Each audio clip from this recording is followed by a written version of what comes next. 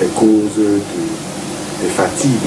On va commencer toujours par le manque de sommeil, parce que ça c'est la première cause, le manque de sommeil. Et il n'y a pas seulement que le manque de sommeil, il y a aussi l'alimentation. L'alimentation joue un très grand rôle dans la fatigue. Lorsque vous voulez prendre la route et que vous avez beaucoup mangé, vous serez très fatigué. Mais il y a aussi la famine. Lorsque vous n'avez pas mangé du tout, vous pouvez aussi être fatigué. Donc, il y a aussi des causes environnementales, comme la pluie. Par exemple, la pluie, lorsque vous conduisez sous la pluie, pendant longtemps, vous pouvez vous sentir très fatigué. Il y a aussi le mauvais état de route. Voilà. Parce que lorsque un conducteur roule sur une très mauvaise route, il se fatigue plus vite que celui qui roule sur une bonne route. Mais il y a aussi la monotonie de la route. Par exemple, lorsque vous roulez sur une route où il n'y a pas de creux, et sur une route où vous roulez presque seul, vous voyez, ça crée une sorte de monotonie qui va à la longue créer une fatigue. Parce que vous perdez totalement la vigilance, parce que vous vous sentez seul en route. Il y a des routes comme Edea, Kribi, où il y a moins d'usagers et où il y a des longs traits. Et lorsque vous pratiquez sur les longs traits, vous vous abandonnez un peu plus, et c'est par là que la fatigue arrive. Et il y a aussi l'alcool. Il faut dire que les causes sont multiples, que je ne pourrais même pas tout énumérer ici, mais je prends les plus grandes causes comme l'alcool. Lorsque un conducteur a pris de l'alcool, il se fatigue plus vite qu'un conducteur lucide. Et c'est pour cette raison que j'invite tous ceux qui voyagent d'être très vigilants. Lorsque vous avez un conducteur qui a bu de l'alcool, même un seul verre, on en a parlé ici, on a parlé de l'alcool au volant, sachez que le taux d'alcoolémie dans le sang varie en fonction des personnes. Il y a des personnes qui peuvent prendre deux bières ou même un verre de whisky, et son taux d'alcoolémie ne va pas atteindre 0,80 grammes par litre de sang. Et d'autres personnes qui peuvent prendre un seul verre de bière, et puis c'est la catastrophe qui va suivre. Donc voilà à peu près les grandes lignes, les grandes causes de fatigue pour les conducteurs. Donc lorsqu'un conducteur veut voyager, la première chose, c'est qu'il doit planifier son voyage. On ne prépare un voyage. Le voyage, c'est pas qu'on vous appelle là, vous vous levez. Et ce sont ces gens qui font plus d'accidents. Parce que le voyage n'avait pas été préparé, n'avait pas été planifié. On doit aussi planifier son itinéraire. Savoir par où on va passer. Se préparer psychologiquement. Surtout lorsqu'on sait que la route qu'on va aborder est une route qui est pleine de nids de poules. On doit se préparer par rapport à ça. Et on doit manger très léger. Parce qu'il y a des bourratifs qui rendent une personne vulnérable. Lorsque vous avez mangé une nourriture assez copieuse, vous allez avoir plus vite, vous allez ressentir plus vite la fatigue. Par contre, lorsque vous avez mangé très léger, très légèrement, vous aurez moins de fatigue que celui qui a mangé beaucoup d'aliments. Celui qui a bourré son ventre va se fatiguer. Ça peut s'expérimenter partout, même ici dans les bureaux. Lorsque vous sortez de votre bureau à midi, vous allez manger dans un restaurant, un bon repas copieux. Lorsque vous rentrez dans votre bureau, vous allez commencer à somnoler. C'était bon. Parce que vous avez beaucoup mangé. Et c'est la même chose avec les conducteurs. Donc, j'invite des conducteurs à respecter l'alimentation. Surtout, boire beaucoup d'eau. Je n'ai pas dit boire beaucoup de jus ou boire beaucoup d'alcool. Voilà. Parce que l'alcool d'abord est prohibé pour la conduite automobile. Parce que l'alcool et le volant, ça ne marchera jamais du tout. Parce qu'un conducteur qui a pris de l'alcool, il peut ne pas être sous. Ça ne se voit pas, il ne ressentira pas qu'il est sous. Mais il va perdre ses facultés de conducteur sans qu'il ne s'en aperçoive. C'est-à-dire que, par exemple, le temps de réaction peut s'allonger sans qu'il ne le découvre. Parce qu'en fait, le temps de réaction, c'est une seule seconde. C'est-à-dire qu'à la perception d'un danger, le conducteur a une seconde pour réagir. Et je vous avais expliqué ici, pour ceux des spectateurs qui nous ont suivis, qu'on conduit avec les yeux, le cerveau et les muscles. L'œil perçoit le danger, transmet le danger au cerveau. Le cerveau analyse l'information, renvoie au système nerveux qui, lui, agit sur les muscles. Et c'est là où le conducteur met le pied sur le frein. Là, ce n'est qu'une seule seconde. Maintenant, lorsque le conducteur est sous l'emprise de l'alcool, ouais. il ne pourra pas faire tout ça là en une seconde parce que les informations arrivent tardivement dans son cerveau. Il aperçoit, mais les informations viennent tardivement et le système nerveux aussi va agir très lentement et l'accident sera là. Avant qu'il ne réagisse, il aura déjà perdu plusieurs secondes avant de réagir. Donc voilà à peu près des grandes causes de la fatigue. Maintenant, pour la deuxième partie, j'attends vos questions, on va expliquer quels sont les signes. On a du temps, hein. Justement. Voilà, il faut savoir, on va savoir gérer le temps. Donc on a du temps. Donc on a toutes les questions possibles. Et je pense qu'on devrait aussi, on va poser.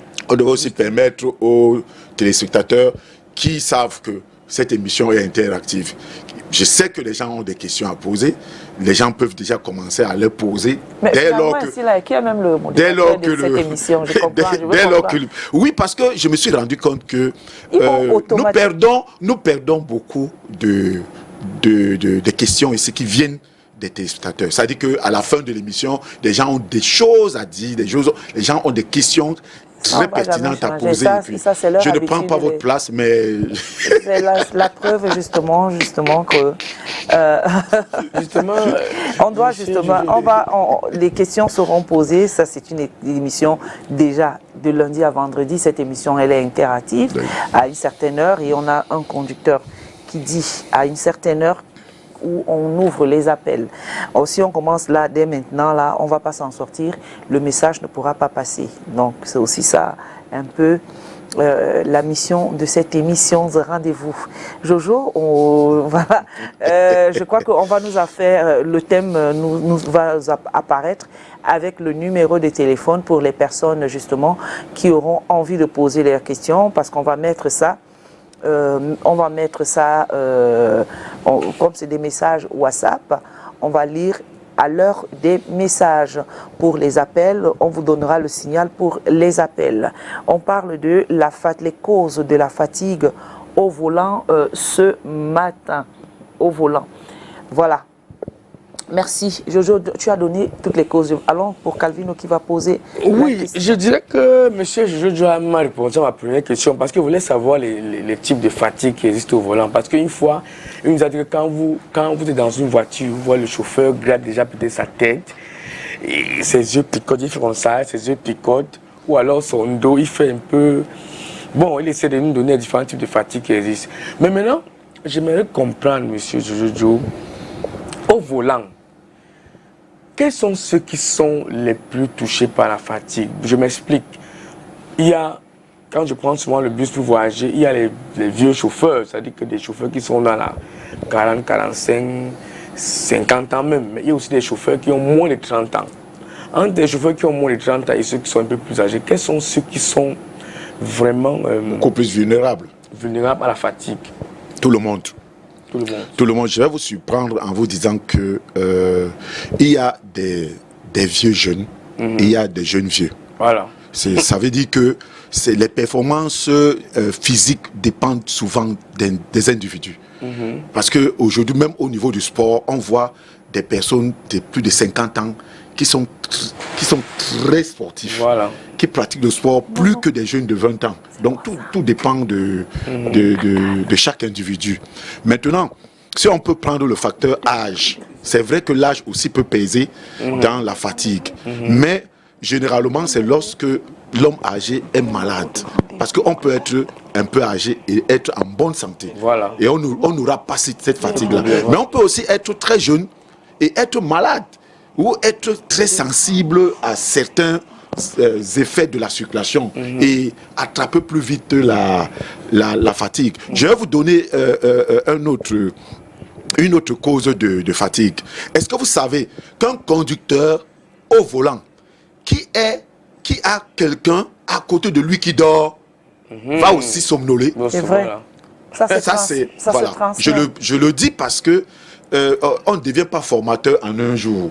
Ce sont des études, des très longues études pour devenir formateur. Lorsqu'on met les gens devant soi pour enseigner, il faut d'abord avoir quelque chose pour leur transmettre. Donc, ce sont des choses que nous avons expérimentées. Lorsque vous êtes en train de conduire et que vous avez quelqu'un à côté de vous, ou alors dans tout le véhicule, tout le monde dort, le conducteur peut aussi somnoler parce qu'il n'a personne avec qui il peut parler. Dans ce cas, je vais donner les astuces tout à l'heure lorsqu'on va me poser cette question. Comment faire pour pallier à ça?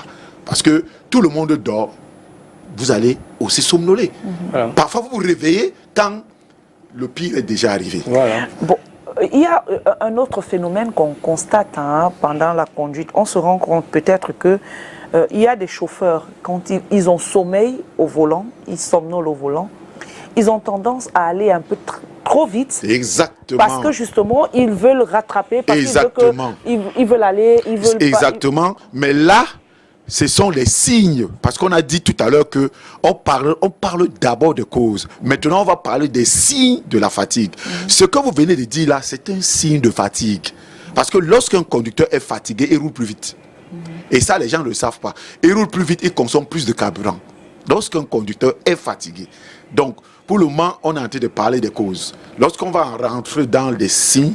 On a dit que les causes, c'était l'alcool, il y avait l'alcool. Il y a de l'alcool, il y a le manque de sommeil, il y a la mauvaise alimentation, il y a la mauvaise route, l'état de route. Il y a aussi l'état du véhicule. Ça, je n'ai pas parlé de ça. Et c'est pour ça que je vous ai dit que pour donner toutes les causes-là, il va falloir que j'écrive tout un livre. Parce qu'il y en a assez. On va rester sur ce qui a déjà été cité ici. Je crois que le reste et les autres peuvent aller chercher, se rapprocher de vous pour vous poser toutes les questions qu'il faut s'ils n'ont rien compris. Donc, étant passé sur ces causes-là, parce qu'il est 11h, il est passé, donc, on va passer sur, étant passé sur ces causes-là, je revenais sur ma question, justement, celle de savoir. C'est-à-dire, ce conducteur-là, parce que tout à l'heure, vous avez parlé de le sommeil qui est contagieux. Parfois, celui qui est à côté du chauffeur peut somnoler et ça va se transmettre chez le chauffeur. Exactement. Et maintenant, le chauffeur qui a sommeil il essaye d'aller pour vite, parce que moi-même j'ai déjà constaté ça étant conduit par par des chauffeurs. Moi-même étant chauffeur, j'ai déjà eu moi-même à faire ça.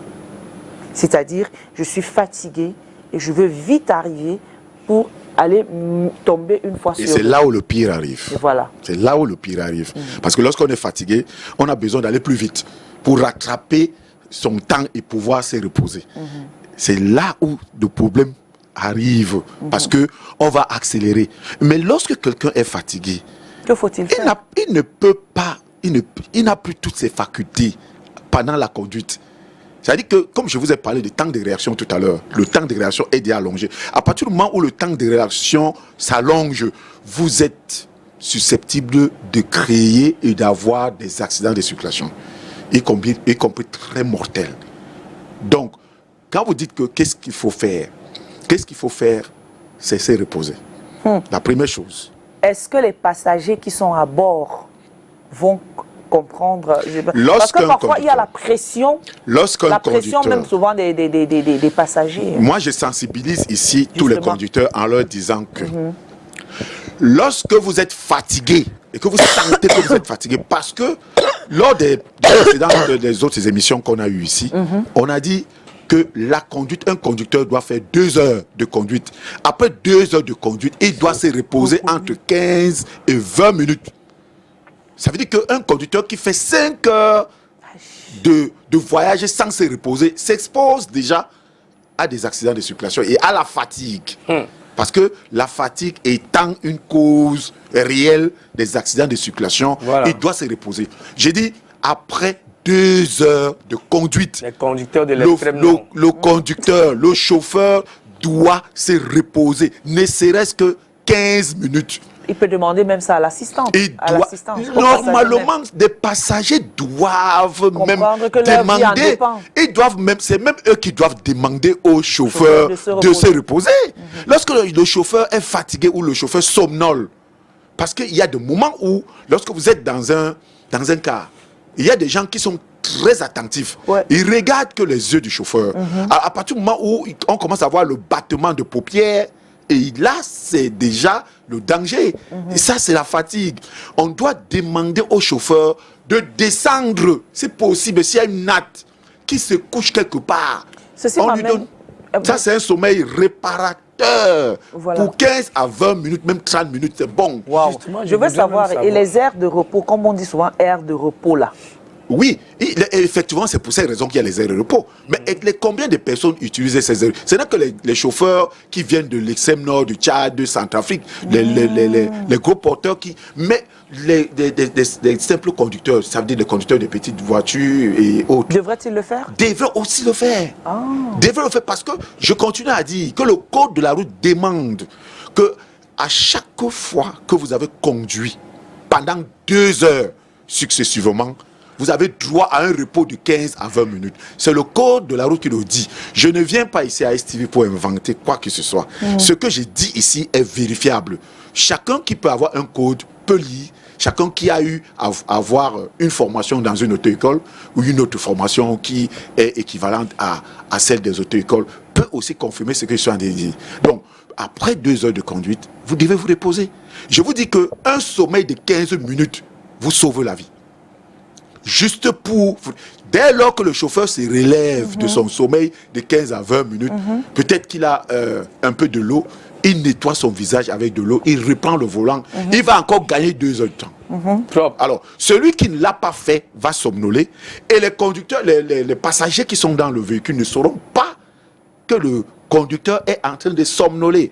Regardez par exemple dans les cars qui font des grandes lignes comme Douala, Yaoundé, Bafoussam et autres. Le conducteur est souvent assis, il est isolé, parce qu'il n'a pas quelqu'un à côté de lui. C'est plutôt les gens qui sont assis derrière lui, mais ne peuvent pas forcément voir ses yeux. Donc quand il commence à somnoler, personne ne peut découvrir qu'il est en train de somnoler. Et à partir de là, le danger est là. Le moment où il se réveille de sa somnolence, il est déjà, comme on dit au quartier, dans les Sissongo. Parfois même, il y a déjà les morts d'hommes. Le temps de se réveiller. Parce qu'en 1 seconde, le pire arrive dans la conduite. Et ça dépend aussi de la vitesse. Alors, si quelqu'un qui roule à 100 km ou à 110 km/h a le temps de réaction, c'est allongé, c'est un chauffeur qui va tuer tout le monde. Parce qu'il n'aura pas le temps, il somnole, n'aura pas le temps de réagir lorsque l'obstacle est déjà là. Il va réagir lorsqu'il sera déjà tard. Monsieur, je parlant de la fatigue et de la somnolence, ça m'a posé la question, entre la conduite de nuit et la conduite de jour, quelle est la conduite qui peut amener un chauffeur à être plus fatigué ou alors même les passagers? Je vais vous dire tout simplement que c'est la conduite de nuit. Elle est la plus dangereuse. Parce que le sommeil de nuit et le sommeil du jour ne pourront jamais être la même chose. Si vous travaillez la nuit, par exemple, vous commencez le travail à 22 heures, vous finissez à 6 heures. Lorsque vous rentrez chez vous, vous dormez, vous ne pouvez pas compenser le même sommeil. Jamais. Le sommeil du jour avec le tapage, avec tous les bruits. Parce que pour qu'on soit à l'aise, pour qu'on dorme mieux, il faut qu'on soit tranquille, dans un lieu tranquille, où il n'y a pas de bruit. Alors, un bon sommeil, c'est lorsque vous vous retrouvez dans un endroit où il fait calme. Alors, celui qui travaille la nuit va se fatiguer plus vite que celui qui travaille en journée. Il y a aussi un phénomène que j'ai remarqué dans des bus quand je vais souvent à Yaoundé ou alors quand je fais souvent des voyages. Tu vois, à un moment donné, le chauffeur, il conduit. Après, il met au volant comme ça. Il commence à... C'est-à-dire que... Du coup, ça m'a posé la question spécialiste. Comment, normalement, un chauffeur doit arrêter son volant? Le volant ne s'arrête pas avec une seule main. Voilà. Il y a aussi peut-être lors des virages. Tu vois, un chauffeur, il y a un virage. Il prend le virage. Waouh! Ça, c'est de la fantaisie. C'est parce que lorsqu'on a déjà maîtrisé le véhicule, on pense l'avoir vraiment mis dans la poche. personne ne maîtrise le véhicule. Parce que le véhicule aussi peut changer sa réaction. Voilà. Pendant que vous êtes en train de conduire, il y a une panne mécanique qui arrive, vous n'arrivez plus à maîtriser le véhicule. Donc, la façon d'arrêter le volant, c'est la position de la montre. 9h15 ou bien 10h10. 9h15, on tient le volant comme ça, ou 10h10, on tient le volant en haut. Ce sont les deux. On ne conduit pas avec une seule main. Ça, c'est de la fantaisie. Voilà. Je vous donne un exemple. Lorsque vous êtes en train de conduire avec une main, et tout d'un coup, vous avez eu éclatement de roue, le temps de reprendre le volant avec les deux mains, vous serez déjà, vous aurez déjà fait tonneau. Donc, il y a des endroits aussi où le véhicule a des mauvais amortisseurs. Alors, quand vous montez sur vous pouvez monter même sur une pierre en route et puis ça vous désaxe. Parce que le véhicule n'a plus de stabilité. C'est-à-dire que vous avez perdu, par exemple, les amortisseurs. Alors, le véhicule n'amortit plus très bien. Alors, en ce moment, vous devez tenir le volant fortement. Parce qu'à tout moment, vous pouvez être basculé. Parce que le véhicule ne tient pas la route. Donc, l'effet de tenir le volant avec une main, ce n'est que de la fantaisie. On n'a jamais demandé, dans n'importe quel code, d'arrêter le volant, de tenir le volant avec une seule main. Donc, tenir le volant avec une seule main, c'est chacun qui sait ce qu'il fait. Mais moi, je dis, ça ne se fait pas. On tient le volant avec les deux mains. Deux positions que je vous ai données, 9h15 et 10h10. Voilà. Voilà. Et par exemple du volant, j'ai compris comment le volant là, ça fonctionne. Il y a des voitures où tu vois, le chauffeur, le volant, c'est comme si c'est léger. D'autres, c'est comme si c'est lourd. Moi, je ne comprends pas. C'est vrai, il faut aussi expérimenter. Si tu étais chauffeur de véhicule, tu allais comprendre qu'il y a des directions qui sont assistées. C'est-à-dire que c'est assisté par un système hydraulique qui part avec de l'huile, qui vous permet de tourner le volant avec un seul doigt. Et il y a aussi le système crémailleur, tout simplement, où le volant est un peu plus dur, mais je ne dis pas très dur. Parce que quand c'est très dur, c'est qu'il y a un problème. Lorsque c'est très dur, bon, le volant avec direction assistée est beaucoup plus léger, très souple. La conduite est aisée. Alors, quelqu'un au bout de la ligne, bonjour. Allô? Bonjour, monsieur. On vous appelle comment? On vous appelle comment? Vous appelez d'où? Je vous sais pas bien. On vous appelle comment? Vous appelez d'où? Je m'appelle Beloko, j'appelle depuis Yaoundé, quartier Mana. Voilà, nous vous écoutons. Je dirais que c'est que M. Josué, il est en train de parler là, je crois qu'il a tout à fait raison. Parce que vendredi dans la nuit, j'ai effectué un voyage de Yaoundé pour Bangandé avec une Yaris Verso. Je suis quitté de Yaoundé à minuit 00. Bon, et la conduite de nuit, effectivement, comme tu l'as dit, il faut arrêter le volant avec deux mains. Parce qu'après Bafia, j'étais gros porteur de 70 places avec des phares, vous ne pouvez pas imaginer. Alors, qu'est-ce qu'il faut faire? Si vous avez une seule main sur le volant, ça ne donne pas. Qu'est-ce que je faisais en tant que professionnel? Parce que ça fait presque 37 ans que je conduis. Qu'est-ce que je faisais? Je tirais la voiture sur la ligne du milieu. Quand j'observe qu'il n'y a absolument rien, je prends la voiture, le trait du milieu, je mets les deux roues. Dès que j'observe qu'il y a un gros porteur qui sort en face, je ralentis, je rabats légèrement la voiture et j'arrête le volant à deux mains. Parce que la vitesse que ces messieurs-là passent dans la nuit, c'est pas facile. Même si vous vous amusez un tout petit peu, vous êtes en bouche. Donc je félicite M. Josué qui continue à nous donner les conseils comme ça.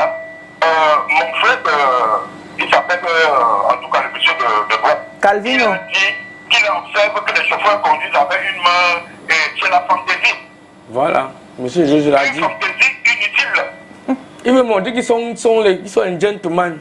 Il y a une fille à côté d'eux. C'est vraiment inutile. Le volant doit être arrêté à deux mains. Tout à l'heure, je suis rentré hier soir. Je suis sorti ce matin parce que je suis quasiment dans la ville de Yaoundé. J'ai pris le véhicule à 6h du matin parce que je suis arrivé à Yaoundé à minuit. Je me suis couché. J'ai cru que les 6 heures de temps, ça pouvait me permettre de reprendre le travail ce matin.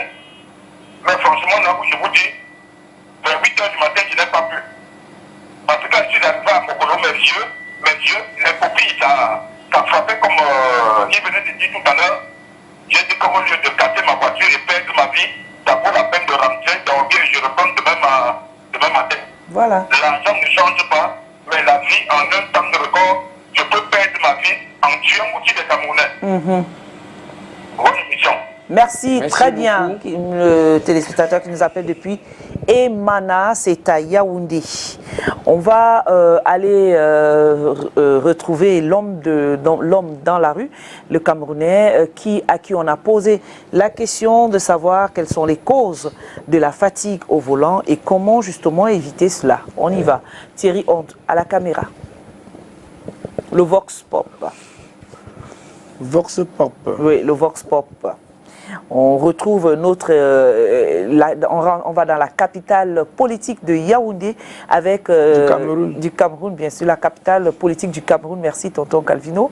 Avec Thierry Honde à l'appareil, à la caméra. Pour la question, comment faire la question de savoir... quelles sont les causes justement de la fatigue au volant et comment éviter cela? Il n'y a pas apparemment. C'est déjà là.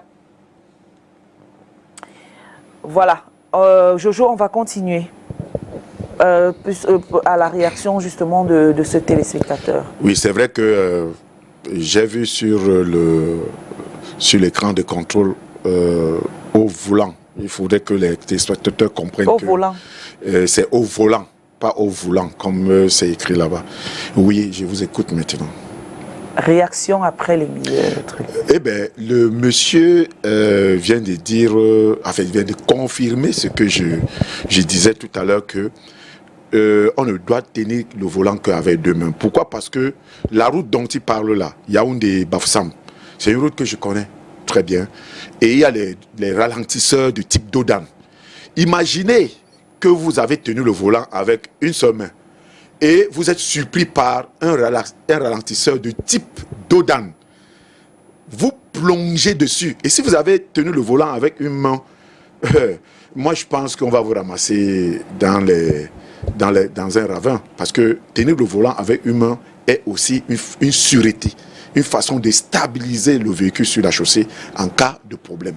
C'est pour ça que j'invite tous les conducteurs, comme celui qui vient d'appeler tout à l'heure, qui fait exactement ce que je demande ici. Et je le remercie beaucoup. Voilà. Oui, tu as une question? Oui, je voudrais... Bon, apparemment c'est bon, hein, le Vox Pop. Mais... On y va pour le Vox Pop. Je ne peux pas tellement éclairer sur les symptômes, mais ce que je sais, j'ai eu trois enfants qui ont été atteints de la méningite. De leur bas âge, j'ai eu l'autre qui a eu la méningite à 3 semaines, donc à 21 jours de la naissance. Bon, pour lui, c'était les pleurs. Il pleurait beaucoup. Nous sommes arrivés à l'hôpital et on a fait les examens, on a trouvé qu'il avait la méningite. Les deux autres, l'autre encore, elle a eu la méningite, elle a bien joué dans la journée. Mais vers la soirée, elle a commencé à crier, j'ai mal, la cuisse me fait mal. Et c'était déjà la méningite. Elle était atteinte de la méningite comme ça. Et cette méningite, comme on ne connaissait pas au départ, ça a traversé même 3 jours. 3 jours, par la grâce de Dieu. Arrivé à l'hôpital, tout était déjà arrêté, les yeux arrêtés, tout le corps. Bon, mais par la grâce de Dieu, bon, elle a survécu. La fatigue au volant base de beaucoup de choses. Il y a d'abord des chauffeurs qui ne se reposent pas. Ils travaillent, il faut commencer au travail à 5 heures, jusqu'à 22 heures, peut-être il fait 24 sur 24. Base de la fatigue. Il y a des chauffeurs qui conduisent étant sous, qui consomment des kilos pour les chercher là. Ils boivent. Ça base aussi de la fatigue au volant. Il y a des chauffeurs qui mangent beaucoup. Quand un chauffeur mange beaucoup, ça vient aussi de la fatigue au volant. Vous comprenez bien, un bon chauffeur ne doit pas beaucoup manger, ne doit pas rester affamé. Parce que quand tu manges beaucoup, c'est le sommeil qui te vient là. Ça devient une fatigue. Et un chauffeur doit se reposer et bien prendre son sommeil. Bon, quand tu restes toute une journée, sans prendre un bon sommeil, peut-être que tu dois peut-être à 20h, 22h, 23h, tu sais que tu es debout, et à un moment donné que la fatigue te reprend. Et quand la fatigue te prend, ça donne la fatigue au volant. Vous comprenez bien. Bon, moi je base que c'est ça qui font que beaucoup de chauffeurs ont la fatigue au volant, et boisson, beaucoup manger et le travail. Un chauffeur est fatigué quand il n'a pas bien dormi. Il veut travailler en continu, tout en oubliant qu'on laisse l'argent. Et en deux, il y a les embouteillages et le mauvais état de la route, où il doit freiner à toutes les secondes et attendre longtemps sur place, ça lui fait dormir et tout. Il y a des chauffeurs qui veulent manger, qui veulent boire. Alors c'est là, on dit souvent qu'il faut qu'on dilue un peu. Quand on dilue, des fois on dilue un peu, ça dépasse un peu la dose. Et on se dit qu'on peut. Et pourtant, au finish, c'est le corps qui décide. Et on se dit que je peux arriver. Mais quand la fatigue te prend, le sommeil arrive, en fraction de seconde, tu ne te retrouves pas. Bon. Et il y a ceux qui se disent que il faut que j'arrive à tel endroit exactement avant de garer. Tout en oubliant que le corps n'a pas, le corps a sa raison, que la raison même ignore. Les raisons de la fatigue d'un chauffeur, il y a d'abord l'état de nos routes. Nos routes sont très accidentées. Donc, en longueur de journée, quand tu te retrouves dans ces routes-là, tu te retrouves en train de secouer le corps énormément. Et quand le corps est secoué, les reins sont fatigués et c'est le rein qui fait tout. C'est le rein qui fait tout. Donc si le rein est fatigué, directement la fatigue t'emporte. Et il y a le soleil. Il y a le soleil qui nous fatigue. Puisque nous sommes condamnés dans nos blousons. Mais on ne peut pas les enlever. Pourquoi? Parce que le foie, les courants d'air là ne sont pas bons pour la poitrine. Donc quand on a les blousons, il fait chaud à l'intérieur et ça fatigue le corps. Mais on ne peut pas les enlever. Pourquoi? Parce que les courants d'air ne sont pas bons pour la poitrine. Donc pour moi c'est ça, quelques raisons de la fatigue d'un motomane. Les raisons qui fatiguent un chauffeur sont multiples. On peut détecter le trop plein d'heures de conduite. Les chauffeurs qui passent trop de temps au volant. Il y a des narcotiques, des chauffeurs qui prennent des comprimés pour booster leur vitalité. Il y a la boisson, l'alcool. L'alcool fatigue énormément les chauffeurs. Et dans quelques rares cas, on peut citer les cas des troubles psychologiques. Des gens qui ont des problèmes, qui accumulent des problèmes, qui ne les résolvent pas. Et lorsqu'ils sont au volant, parce qu'ils sont stables, la fatigue commence à se faire ressentir. Donc le manque de repos, les produits médicamenteux, le trop plein d'heures au volant et l'alcool. Voilà principalement 4 facteurs qui peuvent fatiguer un chauffeur au volant. Ah ça, voilà, donc très bien dit de la part de ce téléspectateur, de ce monsieur. Sincèrement, je vous ai dit à l'entame tout à l'heure que les causes sont tellement nombreuses que je ne pourrais pas énumérer ça ici. Mais heureusement qu'il y a des bons conducteurs qui sont en train d'énumérer certaines que je n'ai pas parlé. Par exemple, la part de la chaleur. Wow. La chaleur, c'est une cause de fatigue. Ça, je sais pas si ça. J'ai parlé des grandes causes.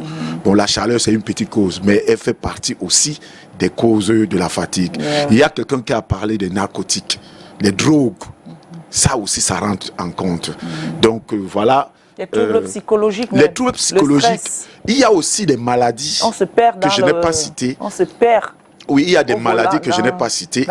Il y a le stress, des problèmes. On peut avoir des problèmes familiaux. Et justement, on demande que lorsque vous avez des problèmes, vous ne devez pas conduire. Évitez de conduire. Faites-vous conduire lorsque... Imaginez par exemple, on vous annonce que vous avez perdu un être cher. Et vous devez aller prendre le corps de votre être qui est décédé quelque part. Ce n'est pas à vous de prendre le volant. Normalement, vous devez donner le volant à quelqu'un d'autre. Parce que vous ne pouvez pas conduire dans cet état-là. Parfois, en pleurant, vous n'êtes plus concentré. Ou bien donc, en tant que ton mari, ta femme est un amant. Par exemple, Par exemple. Moi, j'ai connu un homme comme ça qui, on lui a dit que j'avais un gars, il a démarré sa voiture de Yaoundé pour Douala. Dans la nuit, il a dans la précipitation, pour arriver ici. dans la précipitation, on peut faire un accident. L'information qu'on lui a donnée était Et c'était une fausse information. Et une fausse information Très en bien. plus. Donc voilà, il y en a encore beaucoup de causes de fatigue. Il y en a encore beaucoup, mais nous avons essayé aujourd'hui d'énumérer les grandes causes. Parce que, bon, le stress, c'est vrai, on peut gérer le stress. Parce que le stress, on a des cours pour comment gérer le stress. Voilà. Mais il y a des causes... comme ça, oui, comment gérer le stress. Mais il y a des causes qu'on ne peut pas gérer. Comme des grandes causes que j'ai citées tout à l'heure. Là, avoir, par exemple, bu de l'alcool, beaucoup d'alcool. On ne pourra pas gérer ça. Il n'y a que le corps qui va réguler ça.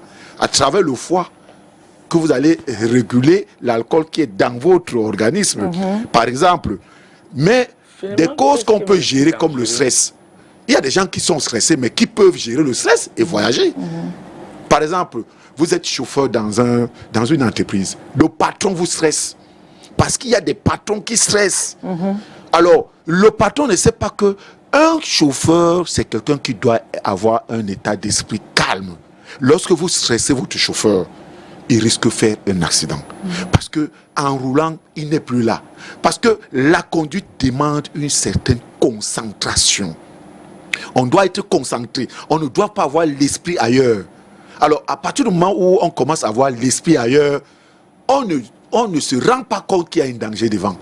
Donc, voilà à peu près certaines causes que je n'ai pas énumérées, mais qui sont gérables. La chaleur, on demande que lorsque vous sentez chaud dans une voiture, vous allez baisser les vitres, vous faites entrer de l'air. Mais il y a encore une autre cause. La climatisation fait somnoler. C'est vrai. Ça crée la fatigue. C'est vrai. Et ça, il faut que les gens le sachent. La preuve en est dans ce studio, la clim, si ça me fait souvent somnoler. Voilà. Donc, lorsque vous êtes dans un véhicule climatisé, vous faites 400 km dans un véhicule climatisé. Le chauffeur va, non seulement, il risque d'avoir de la somnolence, mais il risque aussi d'avoir des crampes au niveau des doigts.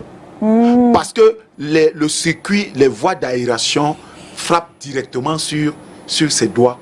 Et pour certaines personnes, elles peuvent attraper des crampes. Donc voilà autant de choses. Je dis bien, la climatisation fait somnoler. Et qui dit somnolence dit fatigue. Parce que quand on somnole, on est déjà fatigué. On ne peut pas somnoler quand on n'est pas fatigué. Donc, à partir du moment où on commence à somnoler, c'est que c'est le début de la fatigue. Donc, je ne dis pas qu'on évite la clim, mais il faut baisser la clim. Il ne faut pas mettre la clim à un niveau haut parce qu'on a chaud. Parce que plus on va rouler, plus on sera à l'aise et plus on va somnoler. Alors, est-ce qu'il y a des messages ou alors pas encore? Bref, on aura tout à l'heure, on le saura. Jojo, on parlait justement des signes justement de la fatigue parce qu'il ne nous reste plus que 10 minutes encore ensemble. Les causes de la fatigue, les signes de la fatigue. Les signes de la fatigue, lorsque vous êtes dans un car de transport ou alors vous-même, vous êtes conducteur. Lorsque vous commencez à constater que le conducteur commence à se déplacer sur son siège, c'est-à-dire qu'à chaque fois, il a tendance à changer de position, c'est un signe de fatigue. Lorsque vous vous rendez compte que le chauffeur il se gratte la nuque, c'est un signe de fatigue. Lorsque vous êtes fatigué au volant, vous avez l'impression que vous avez mal au cou. Vous avez l'impression que la tête pèse. Vous avez l'impression que les habits que vous portez même sur vous pèsent sur vous. Et pire encore, vous avez l'impression que le moteur a changé de ronflement.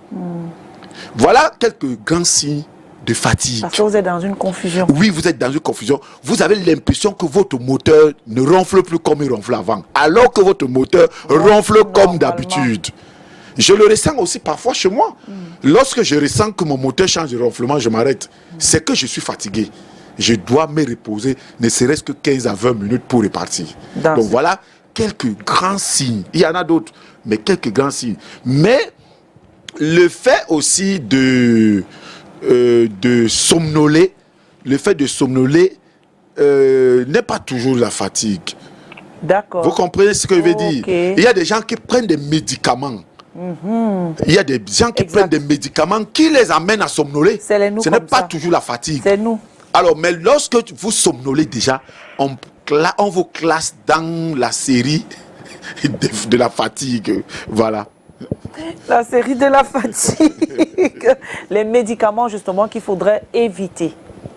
Quand on est... Parce que justement, dans la notice de certains médicaments, on dit d'éviter de conduire. Ce serait il y a des médicaments qui ont ce signe, qui disent que lorsque vous avez consommé ce médicament, il faut s'abstenir non seulement à conduire un véhicule, mais à conduire des machines. Il y a des gens, il y a des ouvriers qui sont dans des usines. Il y a des machines très dangereuses que lorsque vous avez bu ces médicaments, et ce petit panneau est toujours, ce signe est toujours sur tous les médicaments qui peuvent amener quelqu'un à somnoler. C'est là. Donc lorsque vous voulez prendre ce médicament, faites attention. Soit vous prenez le médicament, vous ne conduisez pas. Soit vous conduisez et vous vous abstenez de prendre le médicament. Vous allez prendre le médicament, peut-être à l'arrivée, vous allez prendre le médicament.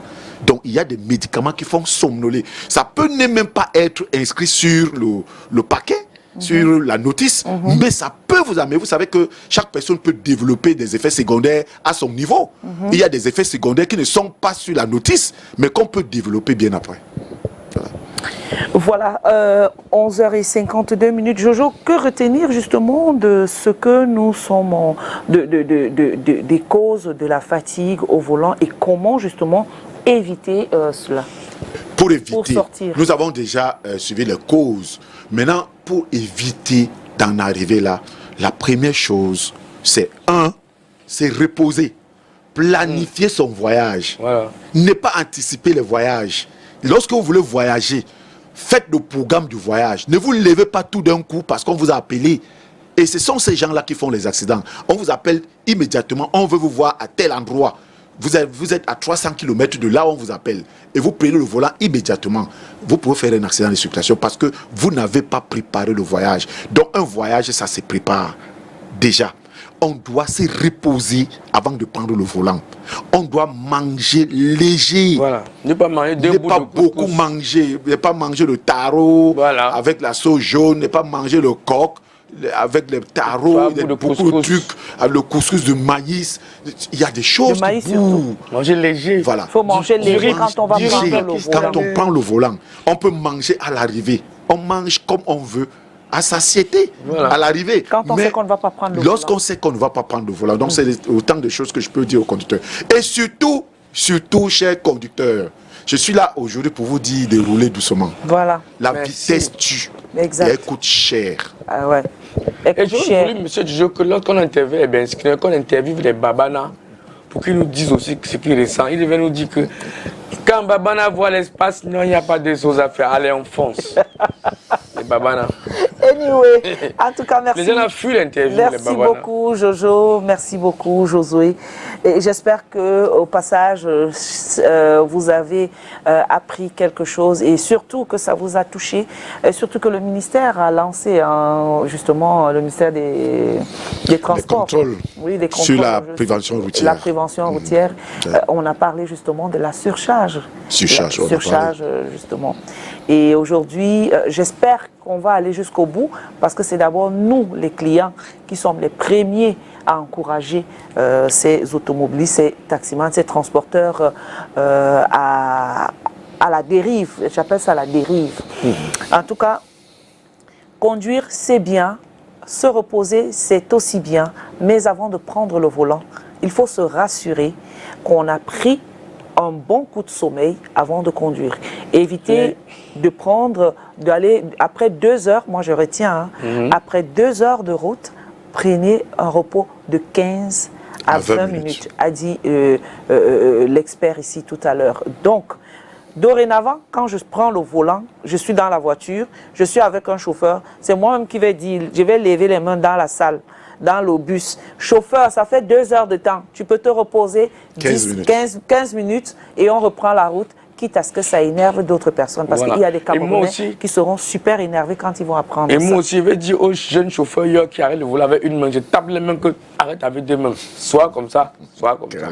9h45, 10h, voilà. 9h45, non, 9h15. 9h15, c'est comme ceci. 9h15 et 9h15, 10h10, c'est comme ceci. Voilà. Ce sont les deux positions. Est-ce qu'on peut montrer? Même sur 9h15, c'est comme ceci.